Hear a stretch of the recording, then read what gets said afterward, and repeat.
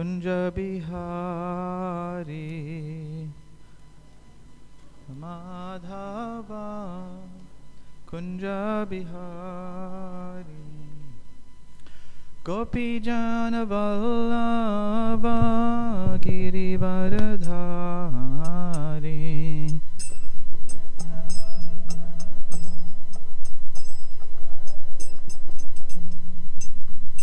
Jaya Radha Madhava Kunja Bihari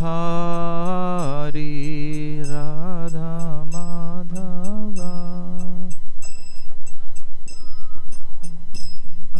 Gopi Jana Vallabha Girivaradhari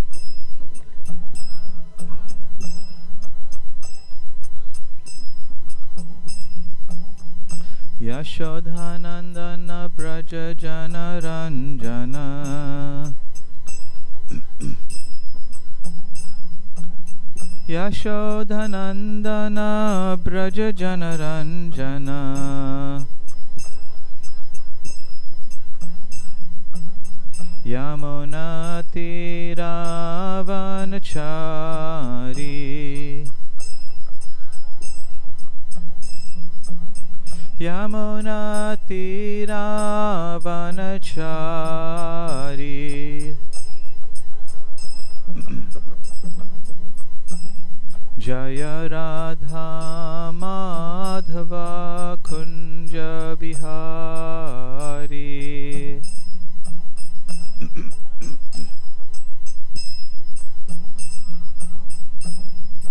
Gopi Jana Vallabha Girivaradhari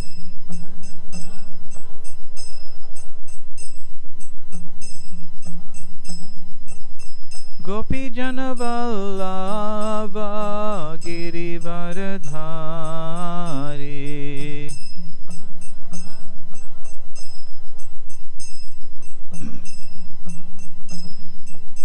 Yashodhanandana Braja Jana Ranjana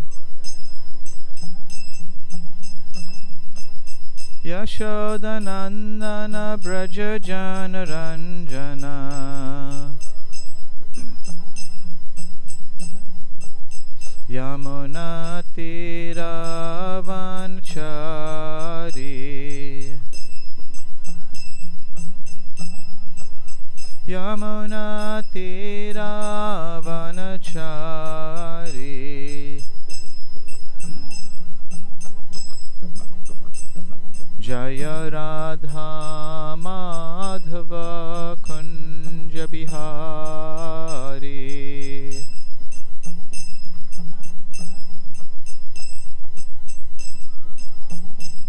Jaya Radha Madhava Kunja Bihari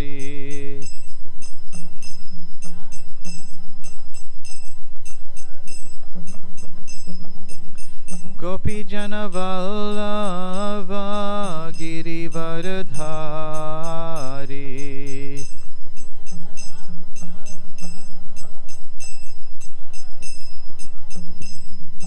Gopi Jana Vallabha Girivaradhari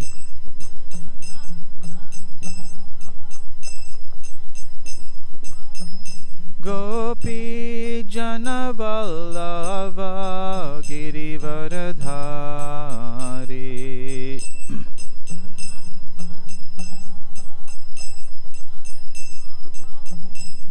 Jaya Radha Madhava Kunja Bihari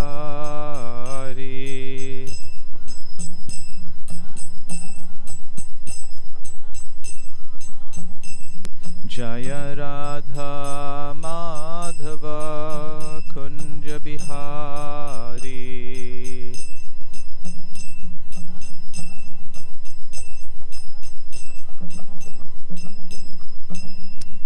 Jayam Vishnupad Paramahamsa Parivrajacharya Astottara Sata Sri Srimad A.C. Bhaktivedanta Swami Prabhupada Ki ISKCON's founder Acharya Srila Prabhupada Ki Jayam Vishnupada Paramahamsa Parivrajacharya Astottara Sata Sri Srimad A.C. Bhaktivedanta Swami Prabhupada Ki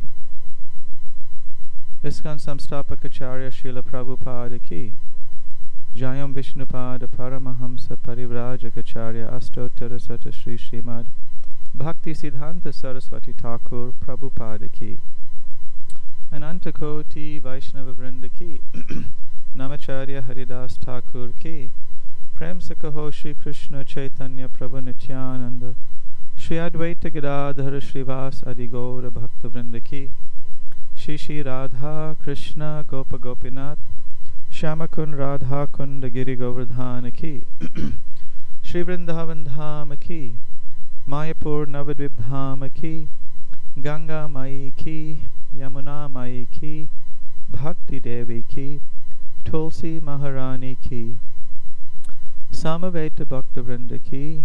All glories to the assembled devotees. All glories to the assembled devotees. All glories to the assembled devotees. Gaura Premanande Hari Hari.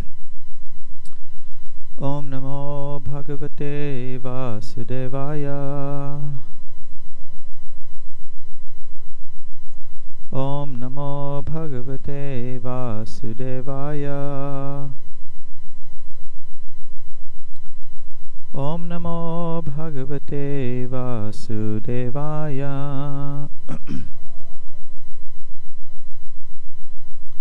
Om Jnanatimirandasya Jnananjana Shalakaya Chakshurunmilitam Yena Tasmai Shri Gurave Namaha Shri Chaitanya Manobhishtam Shtapitam Yena Bhutale Swayam Rupa Kadamayam Dadati Swapadantikam Vandeham Sri Guru Shri Yuta Padakamalam Shri Gurun Vaishnavamscha Shri Rupam Sagrajatam Sahagana Raghunatan Vitam Tang Sajivam Sadvaitam Shavadutam Parijana Sahitam Krishna Chaitanya Devam Shri Radha Krishna Padan Sahagana Lalita Shri Vishakan Vitamscha Hey Krishna Karuna Sindhu Dina Bandhu Jagatpate Gopesha Gopika Kanta Radha Kanta Namostute Tapta Kanchana Gaurangi Radhe Vrindavaneshwari Vrishabhanu Sute Devi Pranamami Hari Priye Vanchakalpatarubhyascha Kripa Sindhubhya Evacha Patitanam Pavanebhyo Vaishnavebhyo Namo Namaha Shri Krishna Chaitanya Prabhu Nityananda Shri Advaita Gadadhara Shrivasadi Gaura Bhakta Vrinda Hare Krishna Krishna Krishna Hare Hare Hare Rama Rama Rama Hare Hare. Srila Prabhupada Ki. So this morning we will be reading and discussing from Srila Prabhupada's Lilamrta, Volume 4, entitled In Every Town and Village, and we will be reading the chapter entitled India, Chapter 4, India, Dancing White Elephants. So the context is that Prabhupada, after about 3 years, Prabhupada is returning to India. He had come to America on the Jaladuta, arriving on 17th September 1965. Then sometime due to ill health and understanding that he could really only recover and recuperate back in India, Prabhupada returned in 1967 for some time, then returning to America, and now only 3 years later he is now again coming back to India.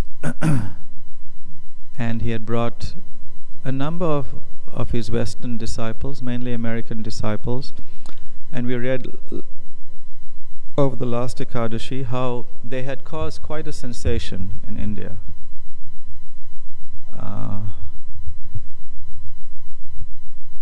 Because white-skinned devotees wearing robes, shaven-headed, chanting and dancing and worshipping Krishna wasn't very common at that time. Very, very rarely would you see a Western person in India. And then too, what to speak of a devotee practicing very nicely the Vedic teaching. So it created quite a sensation. And Prabhupada engaged these devotees in that way. He had this vision that if he took Krishna consciousness, the science of spiritual life, to the West and made devotees there and brought them back to India, then the Indians who were leaving their cultural roots, leaving their practices of spiritual life and trying to imitate America, would then find something worthwhile to imitate. Right? So you want to imitate the Americans? So here, imitate these young boys and girls who are practicing Krishna Bhakti.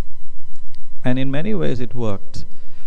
And because of the sensation it created, Prabhupada then affectionately called his Western disciples his dancing white elephants. Because to see an elephant in a street is very rare. To see a white elephant is almost impossible, and then to see them dance is even more rare. So it created quite a sensation. So Prabhupada had landed in Calcutta, and there he had met Achyutananda and Jayapataka Maharaj, and we heard how Prabhupada decided to give them sannyas. Jayapataka Swami was at that time about 20 years old, and Prabhupada was moved to give him sannyas, the lifelong order of renunciation.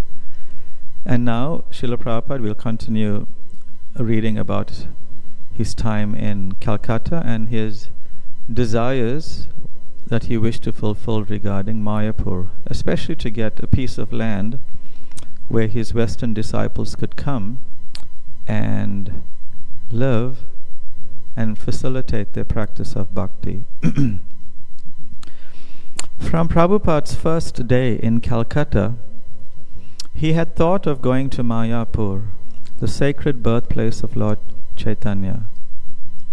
Bhaktivinoda Thakur, father of Srila Prabhupada's spiritual master and pioneer in spreading Lord Chaitanya's teachings beyond India, had longed for the day when Americans and Europeans would join with their Bengali brothers in Mayapur, chanting the holy names.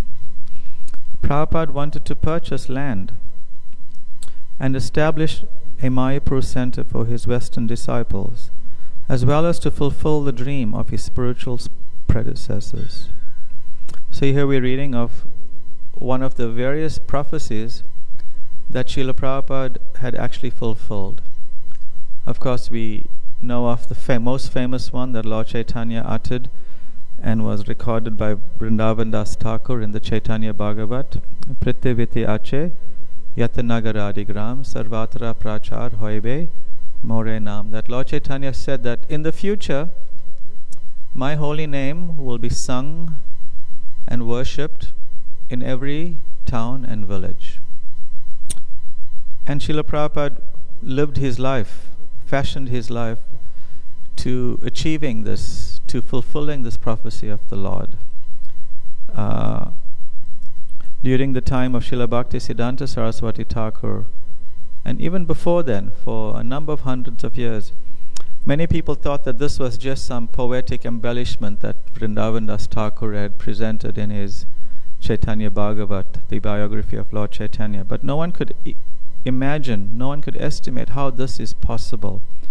They just saw it as something nice to think about. But they thought, okay, maybe the whole of India we can understand. But crossing the ocean to go to America, the land of the Malechas, the uncivilized, going to Australia, to Russia, to Africa, no, that doesn't make sense. That can't happen. But Srila Bhaktisiddhanta, even before him, Srila Bhaktivinoda Thakur understood that yes, this is literally what the Lord means. To take Krishna Bhakti, take the holy name of Krishna all over the world. And starting with Srila Bhaktivinoda Thakur, when he started sending copies of his book, The Life and Teachings of Sri Chaitanya Mahaprabhu, to all the major universities of the world. Then Srila Bhaktisiddhanta wanted to send, he did send a few disciples into Europe, but it was really Srila Prabhupada that really captured the essence of that instruction of Lord Chaitanya, the desire of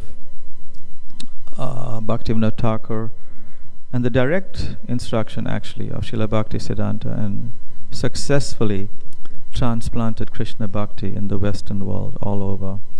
And here we are also reading of Bhaktivinoda Thakur's desire that when will the American Vaishnavas, the European Vaishnavas, the Russian Vaishnavas, everywhere from all over parts of the all parts of the world, they gather in Mayapur, and together they chant Jai Sachinandan, the holy names of Lord Chaitanya.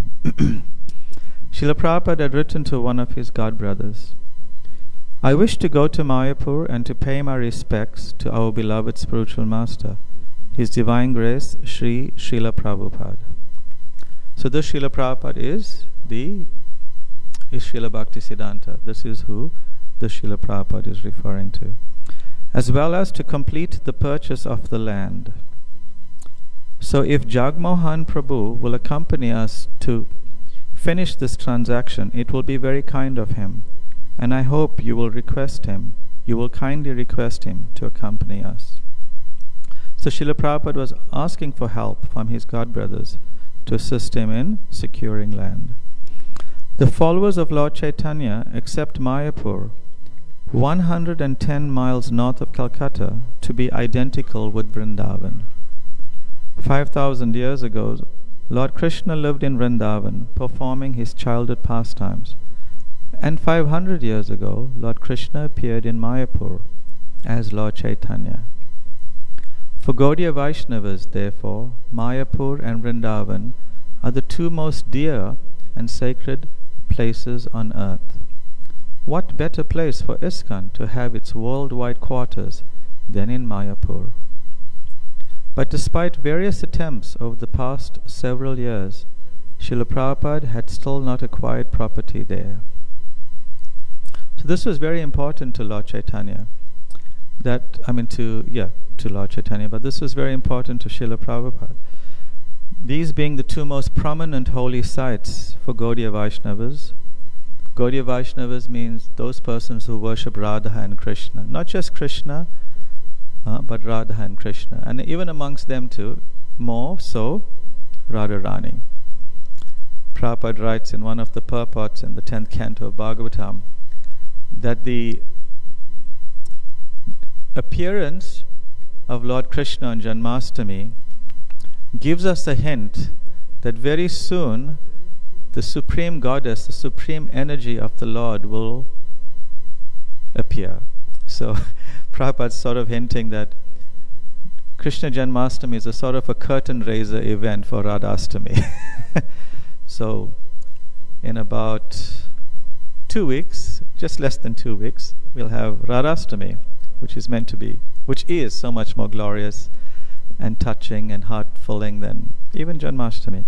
So Mayapur and Vrindavan are so important to the Gaudiya Vaishnavas, and Prabhupada, the leader of the most prominent Gaudiya Vaishnav society, really wanted to have a place in both these holy dhams for his disciples, for his followers to come and find shelter. This is very, very, very important to have that. And here we find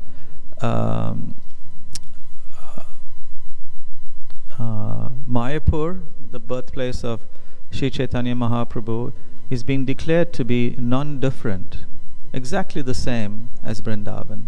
There is no difference.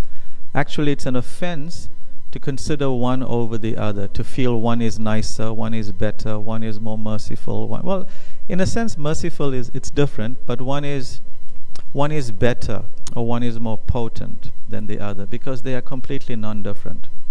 Of course, in the realm of mercy, Mayapur Dham is called Odariha Dham, the land, the holy Dham of mercy, where mercy is flowing, is emanating.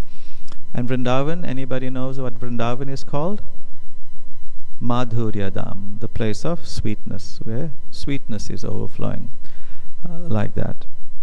Srila Prabhupada had gone to Mayapur with Achyutananda in 1967, seen a plot of land and asked Achyutananda to try and get it. But Achyutananda and the Mohammedan owner had never reached an agreement. Some of Srila Prabhupada's godbrothers had temples and property in Mayapur, but they wouldn't help. Some even seemed to be working against him. When Prabhupada had written one of his godbrothers in Mayapur, asking him to help Achyutananda secure land, his godbrother's secretary had replied that he was unable to do so. The secretary had remarked, "One must be very fortunate to get land in Mayapur." Prabhupada criticized his godbrother's uncooperative spirit. He was becoming impatient. "Why are we not able to get the land in Mayapur?" he asked his disciples. "This is dragging on for 300 years. Again he wrote one of his godbrothers, "Regarding propagating the name of Sri Mayapur as birthplace of Lord Chaitanya, it is going on regularly in our different literatures and books. If you kindly take the trouble of coming here conveniently, I can show you how we are giving publicity to the birth site of Lord Chaitanya. Perhaps you know that I begged from His Holiness Sripad Tirtha Maharaj a little piece of land at Mayapur for constructing a home for my Western disciples, but he refused the proposal. Srila Bhaktivinoda Thakur wanted that the American and European devotees would come to Mayapur, and the prophecy is now fulfilled. Unfortunately, they are loitering in the streets of Calcutta without having a suitable place at Mayapur. Do you think it is all right?" Accompanied by a small party of men, Prabhupada took the train to Navadvip, just across the Ganges from Mayapur. There they were met by members of the Devananda Math. So Devananda Math is one branch of the original Gaudiya Math that was created by Srila Bhakti Siddhanta Saraswati Thakur. So at that time everything was called Gaudiya Math. They were given a certain name and then followed by Gaudiya Math. But after Srila Bhakti Siddhanta Saraswati Thakur's passing away, various of his leading disciples formed their own individual groups and called it different things. Keshavji Gaudiya Math, Devananda Gaudiya Math, this and that. So this is one of them, the Devananda Gaudiya Math. Riding in rickshaws to the Devananda Math, the devotees were charmed by the rural atmosphere of Navadvip. Everything was lush from the rainy season, and the devotees found their romantic expectations of India now being fulfilled as they proceeded along roads lined with tropical vegetation. At the Devananda Math, Prabhupada and his disciples were given special prasadam and good accommodations. Then the rains returned. Day after day the rains came, and the Ganges rose higher and higher, until crossing the swift river into Mayapur became impossible. Since the rains were not likely to abate soon, Prabhupada decided to leave. He and his disciples boarded an early morning train to Calcutta. Have any of you ever experienced monsoon in India? Like, you've experienced monsoon? Little. It's quite an experience. I mean, I've never been there in Mayapur during monsoon. I've been in Bombay in monsoon. But Mayapur, we've seen videos, pictures. Due to the rain, the Ganges would rise and rise and rise and not stop rising. It will flow into our property, the Mayapur campus. And I went there sometime, maybe a few weeks after it had inundated the property, and you look at the walls and you see there's these lines that are caused by the water, like the muddy water. You'll see these lines, and in some of the buildings it was like maybe 3 meters high into the building, a number of years, Lord Nrsingadev would be completely covered in the Ganges water. Once, I think Madhava, the water came up to maybe his knees or waist even. That's how high. Imagine water filled up, Radhanath's being up to waist high. So yeah, that's how the Ganges is in Mayapur Dham. It's quite something. And snakes would be roaming also in the water. Devotees would be wading in with little boats for Mangala Arati. Mangala Arati would continue, the devotees would be on boats. And we have one devotee here. I think that's Padyavali Mataji, right? When she was in Mayapur, it was during monsoon, and she would go for Mangala Arati like that, wading in the water. Yeah.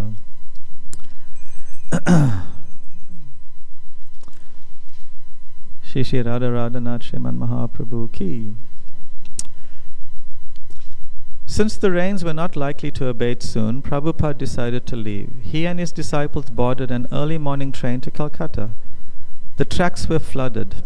Repeatedly the train had to stop, once for more than 8 hours. Oh boy, can you imagine? You ever sat on the runway of a plane when you just had to wait? Somebody's bags are being offloaded and you're waiting 45 minutes. And it's the worst 45 minutes. You're so frustrated. You are like uttering these mental expletives against this passenger. You are like so upset. But here, it stopped many times, once for more than 8 hours. Can you imagine? Krishna. The heat and the crowds of passengers constantly passing through the car made the way torturous for the devotees. Prabhupada asked one of his disciples to take a rickshaw and try to arrange better transportation. Nothing was available. At last the train continued to Calcutta, only to stop at the next station, where all the passengers changed to another train. Finally, Prabhupada reached Calcutta and Mr. Das Gupta's home. There's one thing India can teach you. Well, that's if we open to the lesson, is patience and tolerance. And trying your best to find the brighter side of issues. It's so expert at giving the lesson, to look on the brighter side of things. But because everyone is becoming increasingly impatient due to the super quick speed of communication and news sharing, we could never dream of spending 8 hours on a train. Just forget it. Never happening.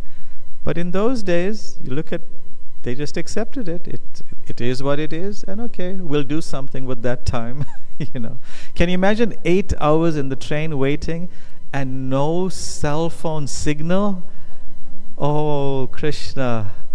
They could have some suicide attempts going on. It's like, one of the devotees visited here, and I was,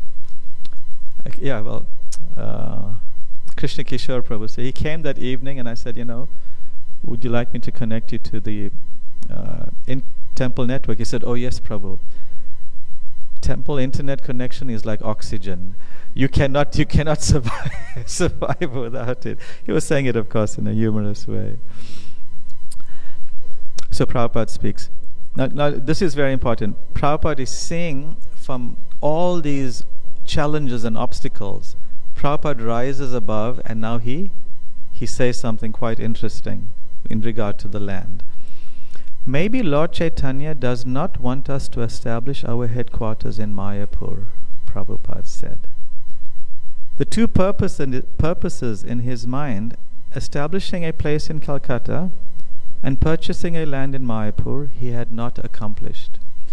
So Prabhupada, he was determined to do something, but at the same time he was open to maybe to a message from the Lord, to a direction from the Lord. As Rupa Goswami teaches us in the Nectar of Instruction, one must not over-endeavor. Over-endeavoring can be an obstacle. Of course, especially for material things, but even in spiritual life, if we keep going at something, of course, we shouldn't think, let me not over-endeavor to clean my heart. I'm trying so hard chanting and it's not working, I'll stop now. Because Rupa Goswami says, don't over-endeavor. Not like that.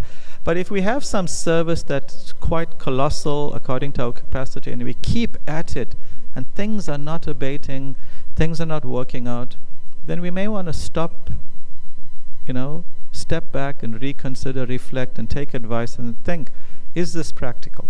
Is this for now? Should we be doing this? So Prabhupada's even asking this question. Actually, even during the Mayapur, as he was conceiving of the idea to build the temple of the Vedic planetarium, even then too, when there were so many obstacles, Prabhupada thought maybe we shouldn't build it here. He actually thought like that. He thought of other places, South India, Jagannath Puri. He was even conceiving like maybe we should build it there. So he wasn't fixed on it, like stubbornly fixed. He was open to see where Lord Chaitanya wanted to take him. So this is also a very nice, important lesson for us. Don't be fixated on something that may be impractical. Understand the greater principle behind what Lord Chaitanya and Srila Prabhupada wants us to do. And if the details are too difficult to reach, then maybe the details need to be adjusted and we try it in another way. This is important. Because this is also surrender. This is also surrender. Prabhupada continued holding programs in people's homes and talking with guests in his room. One day, a Mr. Dandharya visited Prabhupada and mentioned Bombay's upcoming Sadhu Samaj, a gathering of the most important sadhus in India. It was to be held at Chowpatty Beach and promised to be a big affair. Mr. Dandharya requested Prabhupada to attend, and Prabhupada accepted. So now Prabhupada travels to Mumbai. Bombay, October 1970. Responding to Srila Prabhupada's request for more disciples to join him in India, a group of 20 American devotees traveled to Brussels and took an inexpensive flight aboard a propeller-driven craft to Bombay. At the airport, while the devotees were wondering where they should go, Mr. Kailash Shaksharya, a wealthy Bombay businessman and nephew of Mr. Dandharya, approached them with a letter from Prabhupada. Mr. Shaksharya had arranged for several cars and he escorted the devotees to his home in an affluent Bombay residential area on Marine Drive. If you go to Marine Drive now, it's South Bombay, quite something, quite opulent. In that area, the second most expensive home in the world is built. Any guesses how much that home costs? About $2 billion. And a few hundred meters from there is like some slums, it's like such inequality, so it's like quite something. Well, I wouldn't say slums, but lots of poverty and begging on the street, and you got a $2 billion home rising up, multi-story home there in that area. So very, very opulent, very, very wealthy people. Mr. Saksarya fed them and provided them with living quarters. 2 days later, a telegram arrived informing the devotees and their host that Prabhupada would be arriving the next day. Prabhupada arrived at the Bombay airport and, after an enthusiastic reception, rode with Mr. Saksarya to his home. Marine Drive runs along the seashore, and the houses lining it belong to the very rich. Mr. Saksarya's residence was 7 stories, and he offered Srila Prabhupada the first floor, with its large rooms overlooking the Arabian Sea. Bombay, Prabhupada said, was India's most materialistic city. It was the nation's movie capital, and the city where, more than in any other Indian city, the people wore Western dress. The gateway to India, it boasted the most industries, the most businesses, and the most billboards. It was a cosmopolitan melting pot of cultures and religions, but had none of the Naxalite terrorism of Calcutta or the heavily political atmosphere of New Delhi. Nor did it have the aristocratic families who worshipped Lord Chaitanya and his Sankirtan movement. But it had its own advantages for preaching, Prabhupada said. It was a city of wealth with many pious citizens who were intelligent and quick to adopt a good idea. He predicted Bombay would be a favorable city for Krishna consciousness. What a prediction. Now when you go to Bombay, it's just phenomenal what's going on. I imagine 50 people, if not more, are becoming devotees every day. Maybe more, maybe even more. It's just like the scale of everything is just so many more times more than any place outside of India. I remember, when I experienced my first Krishna Janmashtami here, maybe in 93 or 4, I can't remember. There's so many people, and I was overwhelmed that I thought I'd never see a crowd like this, And then I go to India, the first Janmashtami, they had about maybe 400,000 or 500,000 people attend. And yesterday I read a report about the Janmashtami in Juhu. They predicted, they couldn't accurately estimate, but they had about 1.5 to 2 million people coming through that temple. It's just like the scales are too weird, It's just weird. It's just unimaginable scale. So this is what's going on in Bombay. Prabhupada could see this was going to be a very, very favorable city for preaching Krishna consciousness. Prabhupada's first Bombay preaching engagement was at the gathering of sadhus, a pandal in an open field, just a few blocks from Mr. Saksaria's home. Prabhupada's disciples had also been invited, and they arrived several hours before Prabhupada. The array of Indian sadhus sitting on stage in long rows startled the devotees. Some of the sadhus were bearded, some shaven-headed, some with long matted hair and holding tridents, some covered with ashes, some adorned with beads and clay markings. The devotees were amazed, and many of the sadhus, on seeing the white-skinned Vaishnavas, were also amazed. A mutual amazement. I mean, can you imagine for somebody who's never been to India, the only conception of a spiritual personality was Prabhupada. They go to India and suddenly they see this array. It's quite something. Imagine going to Kumbh Mela. I've never been to Kumbh Mela, but that's the world's largest religious gathering. Many times over, it's the largest, and you're seeing all these types of personalities. It must be really bewildering. When the devotees came on stage and began their kirtan, the audience responded by clapping in rhythm and chanting. Afterward, on the advice of Mr. Saksaria, the devotees took their kirtan out into the streets, and many in the audience followed. That evening the devotees returned to the pandal with Prabhupada. Prabhupada sat on a raised platform, and his disciples sat at his feet. After having 3 of his disciples speak in English, Prabhupada spoke in Hindi, while the audience of more than 500 listened silently. After his lecture, he came down the platform, and a crowd gathered around him, touching his feet and following him to his car.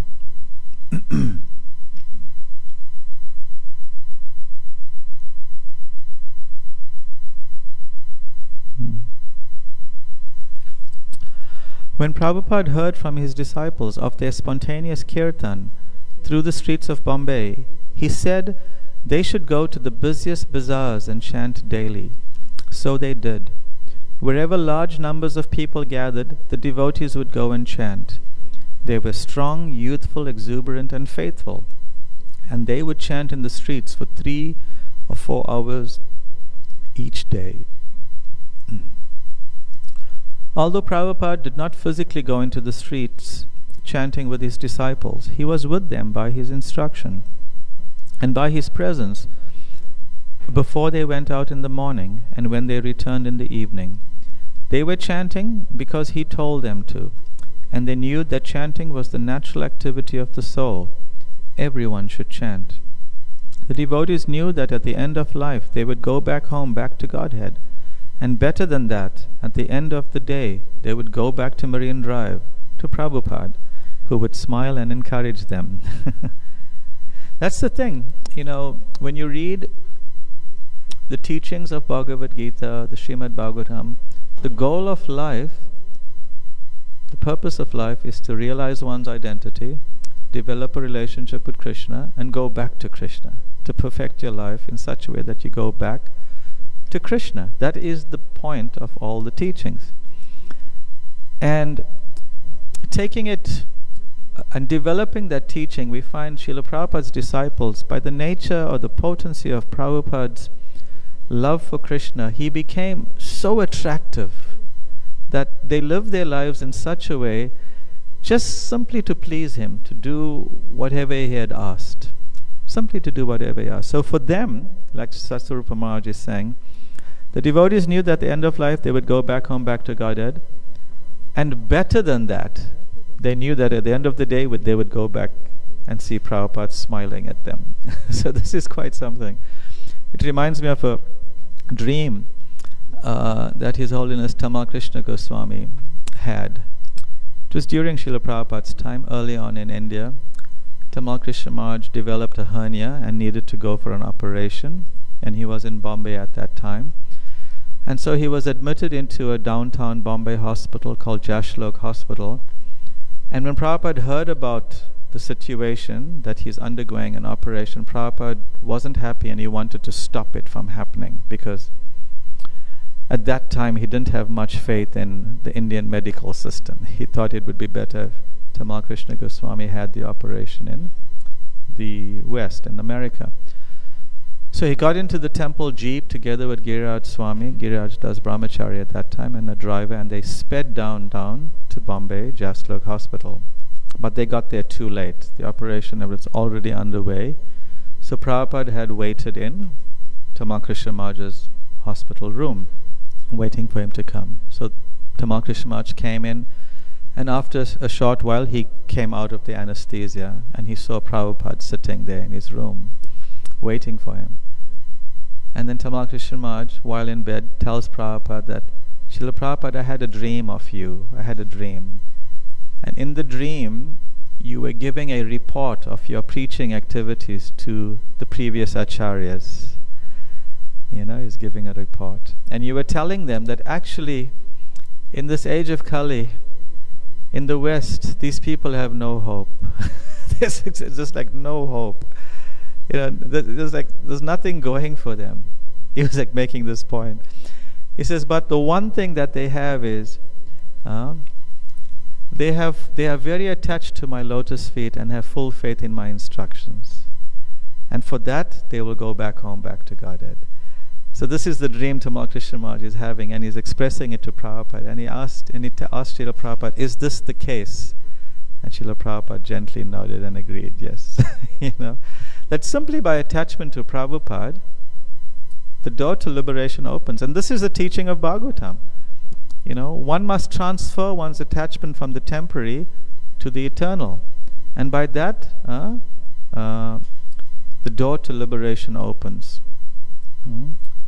And who is that eternal that we can get attached to? Krishna, but more than Krishna, to get attached to his pure devotees. They are really the ones that opens the door to the spiritual world for us. And that too, not just to go to them, but to elicit their happiness, to elicit their smile and encouragement, is like everything. I don't know, if I'm sure you all had, or most of you had, the experience of trying to do something, whether it's extensive or small or simple, for one spiritual master. And if you really try to analyze it over the years, the times that you put a lot of effort, a lot of meditation, a lot of heart into it, right? Knowingly putting a lot of heart, and you experience the spiritual master's acknowledgement, all right, and pleasure at it. It's a huge feeling in the heart. It's something that cannot be mistaken. And it's a feeling, it's an experience that you cannot experience anywhere else, to taste the pleasure of the spiritual master. It's really something. And therefore, when you get certain bewildered characters who try to suggest, oh, there's nothing in this relationship. It's only between you and Prabhupada and Krishna. As if, so to say, like they're proving like, yes, you and your spiritual master, that's just formality. It's really you and Prabhupada. They haven't tasted the experience. It's being very presumptuous of them to think that, oh, you can't experience the taste of serving Krishna, the nectar of serving Krishna, the happiness that comes from serving between you and your spiritual master. But it's being proven. I felt it. I'm sure many of you have felt it. By just putting effort, dedication, heart and soul in serving your spiritual master's desires, and to feel that pleasure is very, very special. So that's what Prabhupada, he created the movement like that. He created a movement all around him.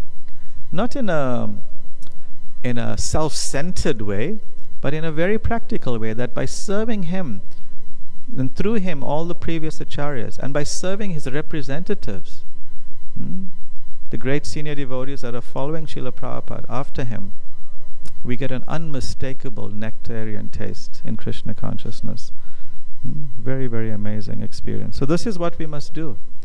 We must apply ourselves to the best of our ability. Yes, serving the spiritual master can be austere. The instructions can be so difficult sometimes. And sometimes from our mundane external calculation, it can seem so impractical. It can be like that. I know I had that experience, but this does not make sense. This just does not make sense. But you have to be able to shelve your logic, shelve it sometimes, keep it aside, and take that leap. And then the result, the reward is unparalleled. Unparalleled. Let's continue for a few more minutes. Okay, just a few paragraphs. Radio stations and newspapers took note of the Western devotees chanting in the city. One article appeared in the October 10th edition of the Times of India. This is what it says. A group of Americans, including women with babes in arms. Of course, in this case it means babies. In the modern context, it will mean like young women, right? A group of Americans, including women with babes in arms, belonging to the International Society for Krishna Consciousness, ISKCON, has been moving around Bombay during the past few days, chanting Hare Krishna, Krishna Krishna, Hare Hare, or Hare Rama, Rama Rama, Hare Hare, to the accompaniment of cymbals, castanets, and drungs, mridangams.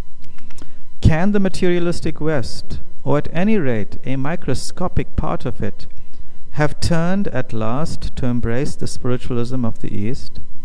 I met several of the kirtan chanting Americans who have come here to attend the 7th All India Conference of the Bharat Sadhu Samaj, which begins here today, and was at once struck by their sincerity and utter surrender to the cult they have adopted. The Vaishnavas of Mathura could not be so guileless, I thought, as this band of bhakti enthusiasts. Okay, that's one way of seeing it from a reporter's perspective. Yeah, so there was great appreciation for the sincerity, even though it may have seemed to certain sophisticated Indians to be immature sincerity. Whatever they felt, fine. But from Prabhupada's perspective, he saw the sincerity as the most important consideration leading to these devotees' perfection in life. Actually, Srila Prabhupada had such great regard and affection for his Western disciples. And at one time, when he was asked how many pure devotees are in ISKCON, Srila Prabhupada turned to his secretary at that time, and he asked his secretary, how many devotees do we have in ISKCON? And he gave a number, and Prabhupada turned to that's how many pure devotees they are. Because yes, when you read Nectar of Devotion, Bhakti Rasamrita Sindhu, you get a very detailed understanding of what it means to be a pure devotee, what it means. Alright? But really, in its basic form, being a pure devotee is really a very powerful condensation of Shraddha, of faith. From faith to sadhu sangha, to bhajana kriya, to anartha nivritti, like that.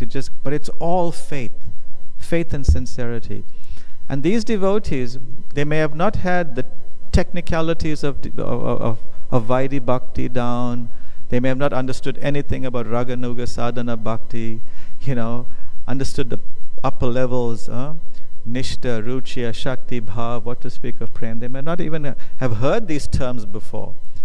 But they were captured by the pure devotee, by Srila Prabhupada, and they were so sincerely attached to his feet. They had so much of faith in Srila Prabhupada that yes, they were pure devotees. And that blossoming of bhav and prema was just a matter of time to be manifest. So yes, these were pure devotees. And even Prabhupada acknowledged once that his spiritual master, Srila Bhaktisiddhanta, had sent all these young boys and girls to him to assist him in this mission. So even from that perspective, one can consider that these devotees, just like the Pandavas and various personalities 5,000 years ago, they were sent to take birth in different places to play certain roles. So likewise, Prabhupada was assisted by all these devotees who had taken birth to assist him. So when you do encounter these devotees, disciples of Prabhupada, yes, they are just one generation of many, many generations coming from Lord Chaitanya, but they are a very special generation at the same time. Because what they did with Prabhupada's inspiration is just phenomenal in the annals of history. It's really something. Actually, His Holiness Kadamba Kanana Maharaj was reflecting once that actually Srila Prabhupada gave frameworks, gave structure, but the shape of the movement was developed by his disciples, really. They would present an idea to Prabhupada, and very often Prabhupada would, yes, go ahead, do it. It wasn't like he said, do this, do it. They came up with these ideas inspired by by Krishna in the heart, and inspired by their love for Prabhupada, their desire to please Prabhupada. They got these ideas, and Prabhupada dovetailed it all into developing this worldwide mission. So these disciples of Prabhupada really, did such an amazing service to Lord Chaitanya by serving Prabhupada in their sincere ways. Okay, we'll stop here. Are there any comments, questions anyone has?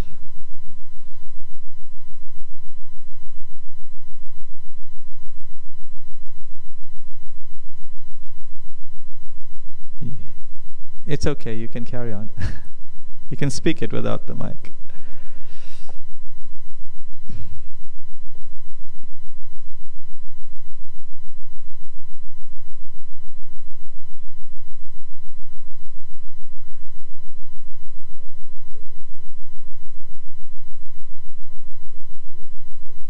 Oh, from which year did we start the Temple of the Vedic Planetarium? Phew, that's a big topic. The plans were being discussed from the early 70s with Prabhupada, and various architect disciples, various drawings were done, back and forth. Prabhupada gave many ideas, but the actual building only started maybe 8 or 10 years ago, the actual building of the temple. Because there were many, many land challenges in Sridham Mayapur. ISKCON owned many plots of land, and to build the temple of that colossal size needed to be built over many plots of land. And to do that, you had to merge the land legally in terms of ownership. We weren't able to do that, to merge the land. So we didn't get permission to build. We couldn't get go-ahead to build. So then, because it was just taking so much of time, and who knows it would have ever changed, they went ahead and built it on the current ISKCON campus. You've been to Mayapur, you've seen. So they built it there, and it's quite adbhuta, quite astonishing what's coming up there at the moment. So yeah, it may take a couple of more years before they open.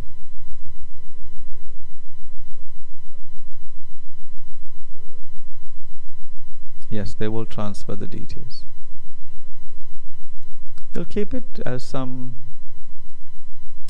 preaching venues, museum venues, service venues.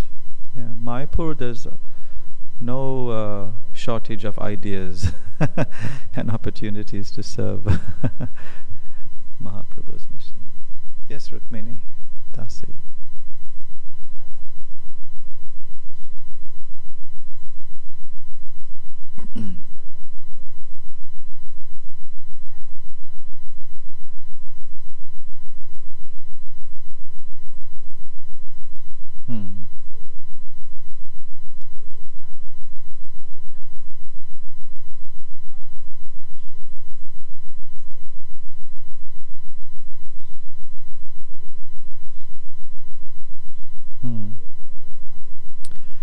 Yeah, I agree. Just as in any tradition, there are saintly personalities that are prophesized, seen as prophets, and sometimes, what did you say? It can be met with exploitation. People can be exploited in the name of those divine personalities. And here we find with Srila Prabhupada,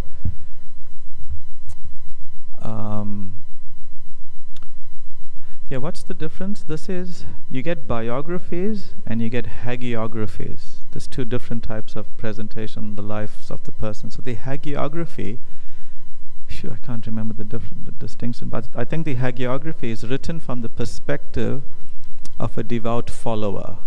So in one sense, this would be that. It's not like a critical analysis of the person, It's very complimentary. There's no fault finding in any way. There's no showing any weakness or mistakes, right? So it's given from that perspective. So not a very objective perspective. Whereas a biography is meant to be objective, meant to be analyzing from that perspective. So we find in our movement, we may find, because everything is so emotionally and sentimentally, I'm saying these words not in a bad way, but emotionally, sentimentally focused on Prabhupada, that a newcomer may wonder like, hey, are these one and the same as everyone else? They could be skeptical, we are just emotionally and sentimentally following this person. And we could use Prabhupada's name, Prabhupada's history, Prabhupada's achievements as a way to capture people, right? To gather them in the name of surrender and then exploit them, and that we've seen that happen in so many religious traditions for so many decades and centuries over time. It's happened, and you know what? It's happened in our movement also. It's happened, because when you're a sincere follower, a real, true, sincere follower of Srila Prabhupada does not, does not express their sincerity and commitment for one, to put down any other saints. That's one thing. We do not need to raise Prabhupada up by dropping other people down. That doesn't make sense. From their perspective, from their followers' perspectives, they are great, wonderful. We must always respect that.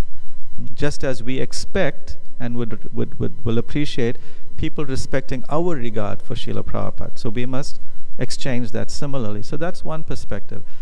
The other thing is our sincerity of following Srila Prabhupada must be sincere, must be scientific, it cannot be sentimental. Prabhupada once said, if today they come on sentiment, what happens tomorrow? They leave on sentiment.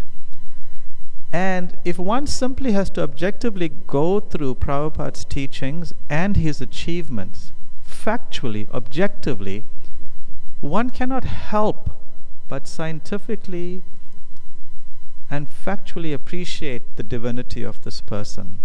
It doesn't require us to be a follower to appreciate. And that's why it's so important to read the reviews of Prabhupada's books by scholars and academics. And it's so important.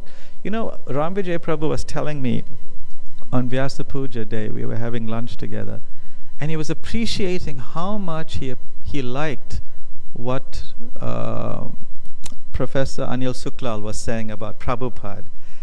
Now, yes, Anil Suklal is not typically in our movement, so to speak. He's like a very nice friend, and he was making this point that if I, or he or I, had to say the same things to the devotees, it may get, yes, okay, that's fine. But because a so-called outsider is saying it, it encourages so much more faith in our own following, because someone outside, so to speak, is having this objective appreciation of Srila Prabhupada. This is very important. So we as devotees, we must understand that in this day and age, sentimentality is very rife, and sentimentality is also rifely not appreciated by objectively minded people. So if we truly want to present Prabhupada to people, we must do it in a very objective way. Firstly, not putting others down to show him as being great, because Prabhupada is great without the need of having to put others down. If we have to do that, then we ourselves do not have enough faith in Prabhupada's greatness. And secondly, we must, for ourselves, truly understand Prabhupada's greatness and divinity. And understanding his divinity is not that he is on the level of, that he is God, rather. He is to be respected as good as God, but he is not God. I think I was discussing the other Akadashi previously, that the only offense greater than minimizing the spiritual master is to overestimate him. That's a great offense. So we must carefully, all devotees, that's why these books are so vital. The Leelas of Prabhupada, to read them, to understand them, to repeat them is so vital. Then we understand who Prabhupada is. And then also, I mean, especially leaders like even myself, I have to take that to heart, is not to use Prabhupada to get people to do what you want to do. You know, Prabhupada won't be pleased if you do like this. You know, that's like one of the classics, one of the classic all-time, you know, cattle prodding things we try to use. No, that's very bad. Rather, let your appreciation, let your realization of Prabhupada and how he did things. Yes, sometimes we would have to present, but Prabhu, Mataji, this truly is not how Prabhupada taught us to do. Yes, we can present it like that. But to speculate and just use Prabhupada to get things done because you are attached to a certain way, that's also not cool. That's a form of exploitation of devotees, of anyone for that matter out there. So I think it all really boils down to deeply understanding Prabhupada, really deeply understanding in an objective way, and not just let your sentiment for Prabhupada lead the way.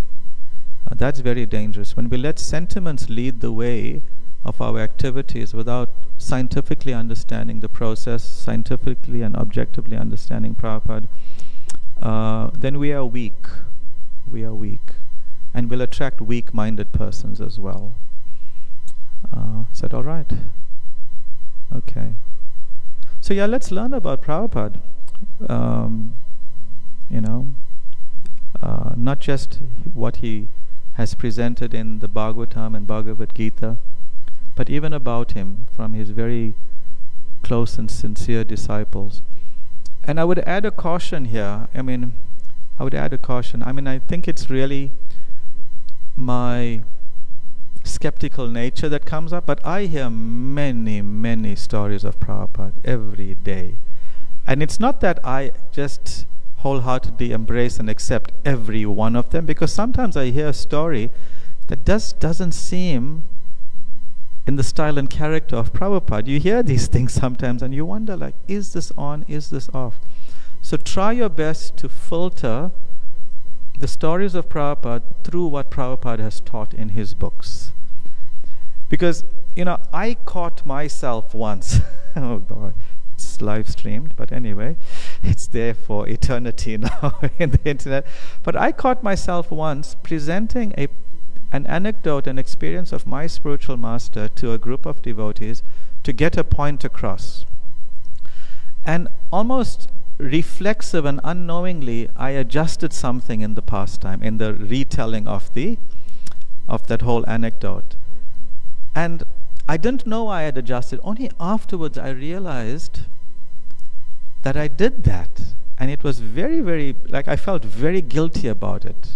It was a small situation, very small. But then I thought, if we are not careful, if we are not sincere, if we do not practice with integrity, who knows how much more this can be built on. From the small things, you could develop a big thing and use Prabhupada, create a story about Prabhupada and present it. It can be very dangerous. So whenever we hear stories of Prabhupada, filter it all through what Prabhupada taught. Must do that. That's why both are required. A very keen understanding of Prabhupada's books, his purports, and at the same time hearing about how the living representative of the Bhagavatam lived at the same time. This is very important, I feel.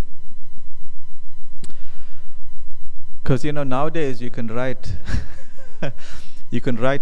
many years ago we had a lecture series by His Grace Atma Tattva Prabhu called The Untold Stories of the Ramayana, the untold Ramayana. It came from various Puranas, not just the Ramayana, but he added it in, and some really amazing stories that we never heard of before.